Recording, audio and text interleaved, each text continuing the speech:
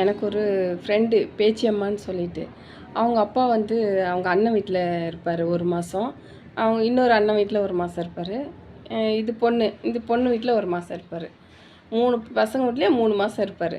இப்போ இந்த பொண்ணு வீட்டில் இருக்கிற மாதம் வந்துச்சா, அப்போ இங்கே கூட்டிகிட்டு போயிட்டா அப்பாவை. இங்கே தான் இருந்தார். சரி, இங்கே 1 மாதம் இருந்து முடிச்சுட்டு அவங்க அண்ணன் வீட்டுக்கு கொண்டு போய் விடணும்.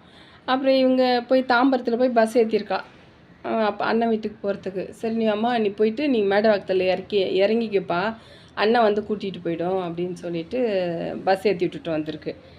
இவர் என்ன பண்ணார், ஞாபகம் மத்தியாக போயிட்டாரா இல்லை ஞாபகம் இருந்து தான் இறங்கி போயிட்டாரா ஒன்றும் தெரியல. மேடவாக்கமே போல் முன்னாடியே இது 2 ஸ்டாப்பிங் முன்னாடியே இறங்கிட்டுருக்காரு. இறங்கிட்டு எங்கே போனாருன்னே தெரியல. இது 10 மணிக்கு ஃபோன் பண்ணுறாரு அவங்க அண்ணன்.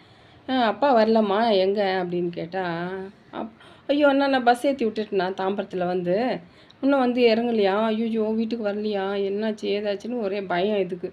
அது ஓடி வந்து அக்கா எங்கள் அப்பா வீட்டுக்கே போகலையாங்க்கா, என்னாச்சுன்னு தெரிலக்கான்னு ரொம்ப வருத்தப்படுது.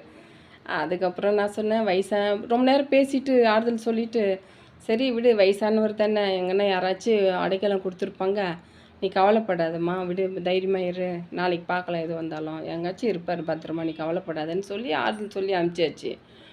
அப்புறம் அவரும் கிடைக்கவே இல்லை. கரெக்டாக இந்த வியாழக்கிழமை போயிருக்காரு. 1 வாரம் கழிச்சு வியாழக்கிழமை தான் வராராம் இவர்.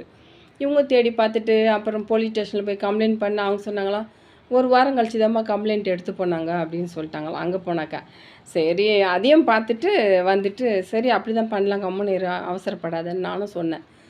அப்புறமா சரின்னு சொல்லிட்டு அன்றைக்கி வியாழக்கிழமை மறுநாள் ஒரு வியாழக்கிழமை போனார். அடுத்த வியாழக்கிழமை அவங்க ஒய்ஃபை கொண்டு போய் வேலைக்கு விடுறதுக்கு பைக்கில் கூப்பிட்டு போகிறாராம் அவங்க அண்ணா. கூப்பிட்டு போய் பஸ் ஸ்டாண்டில் விட்டுட்டு நிற்கிறாராம். அவங்க அப்பா எதிரில் வராராம், ஒரு துண்டை ஒரு தோலில் போட்டுக்கின்னு. வந்த உடனே இருக்கு ஒரே சந்தோஷமாக போச்சு. ஐயோ அப்பா வந்துட்டாருன்னு சொல்லிட்டு பைக்கில் உட்கார வச்சுன்னு அவங்க ஒய்ஃபை வேலைக்கு அனுப்பிச்சிட்டு அவங்க அப்பாவை பைக்கில் உட்கார வச்சு வீட்டுக்கு கூட்டின்னு போய் நல்லா தண்ணியெல்லாம் சுடு தண்ணி போட்டு அவர் நல்லா குளிக்க வச்சுட்டு, இந்த தங்கச்சிக்கும் ஃபோன் பண்ணிட்டாரு, அம்மா அப்பா கிடச்சிட்டாரு, அப்பா வந்துட்டார் வீட்டுக்கு அப்படின்னு.